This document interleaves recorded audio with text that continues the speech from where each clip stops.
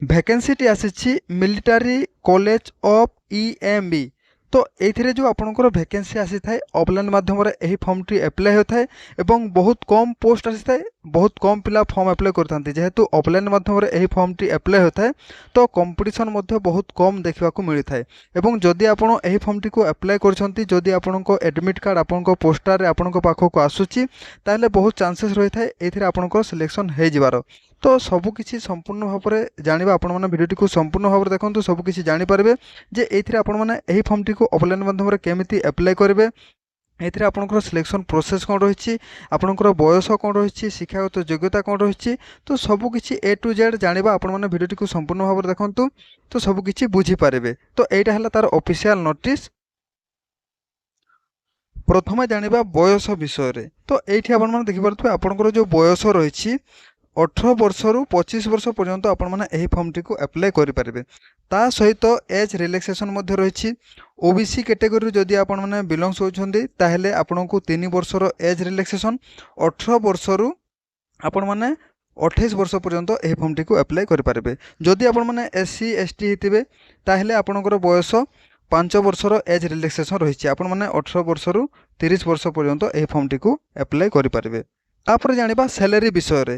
ତ ଏଇଠି ଆପଣମାନେ ଦେଖିପାରୁଥିବେ ଆପଣଙ୍କର ଯେଉଁ ସ୍ୟାଲେରୀ ରହିଛି 19,900 ଠୁ ଆରମ୍ଭ କରିକି 63,200 ପର୍ଯ୍ୟନ୍ତ ଆପଣଙ୍କର ସ୍ୟାଲେରୀ ରହିଛି। ଏଇଟା ହେଲା ଆପଣଙ୍କର LDC କ୍ଲର୍କ। ତାପରେ ରହିଛି ଷ୍ଟେନୋଗ୍ରାଫର ପାଇଁ ଆପଣଙ୍କର ଯେଉଁ ସ୍ୟାଲେରୀ ରହିଛି 25,500 ଠୁ ନେଇକି 81,100 ପର୍ଯ୍ୟନ୍ତ ଆପଣଙ୍କର ସ୍ୟାଲେରୀ ରହିଛି। ତାପରେ ରହିଛି ଆପଣମାନେ ଦେଖିପାରୁଥିବେ ବୁକ୍ ମେକର, ବାର୍ବର, MTS, टेस्टमैन मेट यही सब आपंकर जो ट्रेड रही यही ट्रेड मानक जो सैलरी रही 18,000 ठू नहीं 56,900 पर्यंत आपंकर सैलरी रही। ये फर्मटी को जदि आप अप्लाई करेंगे ताहले स्टार्टिंग डेट बर्तमान अप्लाई चली ऑफलाइन माध्यम 25/10/2025 एवं यही फर्मटी को आपण मैंने लास्ट 21 दिन भितर आपण मैंने अप्लाई करने को पड़ो पोस्टाल माध्यम। तो बर्तमान अप्लाई चली आपण मैंने ऑफलाइन माध्यम अप्लाई करेंगे। तापर जानिबा शिक्षागत योग्यता विषय रे एजुकेशनल क्वालिफिकेशन। तो आपण माने देखि पारथुबे विभिन्न ट्रेड वाइज आपनकर शिक्षागत योग्यता रहिछि। तो प्रथमे जानिबा एलडीसी माने होछि लोअर डिवीजन क्लर्क। तो एथिरे जो आपनकर शिक्षागत योग्यता मागिछि आपण माने देखि पारथुबे आपनकर 12th पास मागिछि, ता सहित आपनकर टाइपिंग टेस्ट मागिछि। तो टाइपिंग टेस्ट आपनकर 35 वर्ड पर मिनिट जदि आपण माने इंग्लिश रे टाइपिंग करिवे एवं जदि आपण माने हिंदी रे टाइपिंग करिवे ताहले 30 वर्ड आपनकर पर मिनिट आपनकर टाइपिंग आपनक पाखरे एक्सपीरियंस थिबाकू पड़िबो। तापर जानिबा स्टेनोग्राफर जो आपनकर शिक्षागत योग्यता मागिछि 12th पास, ता सहित आपनकर स्किल टेस्ट हबो। तापर जानिबा आपनकर रेगुलेटरी असिस्टेंट। तो एथिरे जो आपनकर शिक्षागत योग्यता मागिछि आपण माने देखि पाथुबे ग्रेजुएशन। तो ग्रेजुएट रे आपनकर साइंस सहित फिजिक्स, केमिस्ट्री एंड मैथमेटिक्स ए सब सब्जेक्ट आपनक थिबाकू पड़िबो, ताहेले आपण माने लैबोरेटरी असिस्टेंट रे अप्लाई करि पारबे। तापर जानिबा सिविलियन मोटर ड्राइवर। तो सिविलियन मोटर ड्राइवर रे आपनकर जो शिक्षागत योग्यता मागिछि ओनली 10th पास, ता सहित आपनक पाखरे हेवी मोटर व्हीकल लाइसेंस बा आपनक पाखरे 2 वर्षर एक्सपीरियंस थिबाकू पड़िबो। तापर बोर्ड मेकर आपनकर ओनली 10th पास मागिछि, ता सहित आपण माने देखि पारथुबे आपण माने कैरी आउट ऑफ कन्वेंस। तो यही सब आपन पाखे एक्सपीरियंस थिबाकू पड़िबो। तापर जानिबा बार्बर रे आपण माने देखि पारथुबे ओनली 10th पास मागिछि, ता सहित 1 ईयर रो आपन पाखे एक्सपीरियंस सर्टिफिकेट थिबाकू पड़िबो। 1 ईयर आपन एक्सपीरियंस इन द ट्रेड। तो आपण माने जेहेतु बार्बर रे अप्लाई करेंगे ताहले आपन पाखे 1 ईयर रो एक्सपीरियंस थिबाकू पड़िबो। तापर जानिबा एमटीएस रे आपण माने देखि पारथुबे ओनली 10th पास मागिछि, ता सहित एथिरे मध्ये आपनकर 1 ईयर रो एक्सपीरियंस मागिछि। तापरे आपण माने देखि पारथुबे टेस्टमैन मेट रे आपनकर जो शिक्षागत योग्यता मागिछि ओनली 10th पास। आपण माने जदि मैट्रिक पास करछन्ती ताहले टेस्टमैन मेट रे फॉर्म अप्लाई कर पारबे, कोनोसी प्रकार एक्सपीरियंस मागी नाही। तापर जानिबा वैकेंसी विषय रे मु आगरो मध्ये आपनको कहिथिली जे এই ভ্যাকেন্সি মানুষ ভ্যাকেন্সি কম আসি থাকে। আপনার দেখিপারে এলডিসি লো ডিভিजन ক্লর্ক আপনার 5টা ভ্যাকেন্সি, স্টেনোগ্রাফর আপনার 2টা ভ্যাকেন্সি, ল্যাবরেটরি আসিস্টাଣ୍ଟ আপনার 3টা ভ্যাকেন্সি, তারপরে রয়েছে আপনার সিভিলিয়ান মোটর ড্রাইভর গোটিए, बोट मेकर इक्विपमेंट रिपेयर रे आपनकर 2टी, बार्बर रे गोटिए, एमटीएस रे 25टी टेस्टमेंट मेड्रे 10टी कम वैकेंसी थिले मध्य एटा जेहेतु आपंकर ऑफलाइन माध्यम फॉर्म अप्लाई होता है तो बहुत कम कंपटीशन देखा मिलता है। आपण मैंने निहाती भाव में आपंकर जो शिक्षागत योग्यता हो फॉर्म टी आपण मैंने अप्लाई करेंगे। तो यहीटा है तार ऑफिशियल नोटिस आपण मैंने देखिपे वैकेंसी डिटेल्स आपण मैंने देखिपे मुझे नोटिस टी को टेलीग्राम चैनल रे आपन सेंड करदेवी आपण मैंने सेठू ए नोटिस टी को डाउनलोड करके सबकि फुल डिटेल्स रे देखिए आपण मैंने फॉर्म अप्लाई करेंगे। एवं ये आपने देखिपे जो कैटेगरी वाइज आपंकर वैकेंसी रही आपने फुल डिटेल्स रे चेक करेंगे तापर आपण मैंने फॉर्म अप्लाई करेंगे।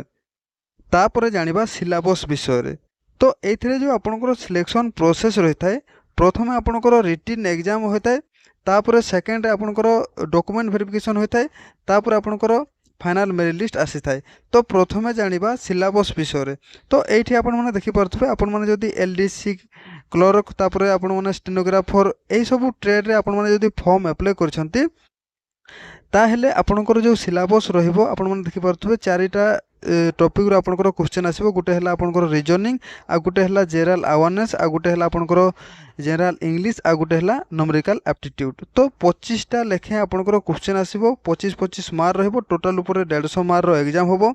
नेगेटिव मार्किंग रहिछि 0.25 एवं आपणकर जो समय रहिछि तो 2 घंटार समय रहिबो।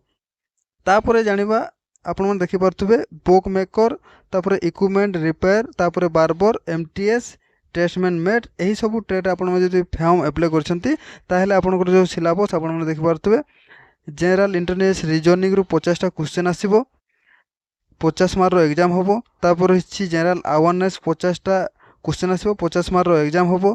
जनरल इंग्लिश रु 25टा क्वेश्चन आसीबो 25 मार्क रो एग्जाम होबो। तापर रही न्यूमेरिकल एप्टीट्यूड 25टा क्वेश्चन आसीबो 25 मार्क रो एग्जाम होबो। टोटल ऊपर 50 मार्क रो एग्जाम होबो। एथिरे मध्ये आपनकर 0.25 नेगेटिव मार्किंग रही समय रही 2 घंटा। तो आपण माने सिलेबस विषय सब किसी जानी गले जानिबा यही फॉर्म टी को आपण माने अप्लाई केमिति करबे ऑफलाइन माध्यम रे आपण माने देखि परतबे एटा हला तार एप्लिकेशन फॉर्म। प्रथमे एही एप्लिकेशन फॉर्म टी को आपण माने प्रिंट काढबे प्रिंट काढी सारला परे आपण माने देखि परतबे सब किछि फुल डिटेल्स रे फिल अप करबे। एठी आपनकर पासपोर्ट लागिबो तापर आपनकर name father name mother name date of birth आपनकर सब किछि एड्रेस लागिबो। तापरे एठी आपण माने देखि परथुबे एवं जेते सारा आपनकर फोटो लागिबो सब फोटो रे सेल्फ अटेस्टेड आपनकर जेते सारा जेरॉक्स लागिबो सब किछि आपण माने गुटे एनवेलप रे आपण माने पुरे की आपण माने सब किछि फुल डिटेल्स रे फिल अप करबे सठिक भाव रे एवं गुटे 10 टंकार पोस्टल स्टाम्प लागिबो। एठी आपण माने देखि परथुबे डिक्लेरेशन आपनकर दे दैछि केमिति कोन आपण माने फिल अप करबे आपनकर कोन कोन सब डॉक्यूमेंट लागिबो सब किछि एठी दिया हिछि। आपण माने यही एप्लिकेशन फॉर्म टी को प्रिंट काढ़ी सारला परे सब किछि डिटेल्स रे देखिबे सही हिसाब रे आपण माने गुटे इन्वॉल्व रे पुरे की आपण माने एही फॉर्म टी को पोस्टल माध्यम रे अप्लाई करि पारबे। जदि आपण को एडमिट कार्ड आसुची ताहेले आपण को जॉब हेबार बहुत चांसेस रहिछि। तो को एड्रेस रे आपण माने एही फॉर्म टी को पठेबे तो आपण माने देखि पारतबे एठी आपनकर एड्रेस दिया जायछि आपण माने देखि पारतबे एड्रेस एही एड्रेस रे आपण माने पठेबे military college of EME pin दिया जायछि। तो एही एड्रेस रे आपण माने सेही फॉर्म टी को पठेवा को पड़िबो। तो आपण माने सब किछि फुल डिटेल्स रे जानि सरतबे जदि कोनसे प्रकार डाउट अछि आपण माने कमेंट बॉक्स रे कमेंट करबे निहाती भाबरे मु आपनकु रिप्लाई देबी। एवं जदि आपण माने हमर टेलीग्राम चैनल रे जॉइन हे नांती वीडियो डिस्क्रिप्शन रे तार लिंक अछि आपण माने जॉइन हे पारबे सेठु आपण माने ए पीडीएफ टी को आपण माने पाई पारबे।